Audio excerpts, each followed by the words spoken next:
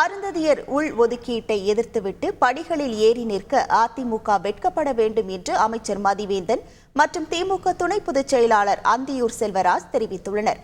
அவர்கள் வெளியிட்டுள்ள கூட்டறிக்கையில் அருந்ததியர் இடஒதுக்கீடு தொடர்பான உச்சநீதிமன்ற தீர்ப்பை அதிமுக பொதுச் செயலாளர் எடப்பாடி பழனிசாமி வரவேற்றதை விமர்சித்துள்ளனர்.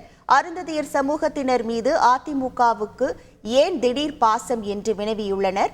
அருந்ததியர் சமூகத்திற்கு திமுக அரசு உள்ஒதுக்கீடு வழங்கிய நேரத்தில் ஏன் ஜெயலலிதா எதிர்த்தார் என்றும் எடப்பாடி பழனிசாமி தெரிந்து கொள்ள வேண்டும் என கூறியுள்ளனர். தமிழக அரசு 2009ஆம் ஆண்டு அருந்ததியர்களுக்கு 3% உள் இடஒதுக்கீடு வழங்கியதாக கூறியுள்ள எடப்பாடி பழனிசாமிக்கு அந்த தமிழக அரசு திமுக அரசு என சொல்ல என்ன தயக்கம் என்றும் கேள்வி எழுப்பியுள்ளனர்.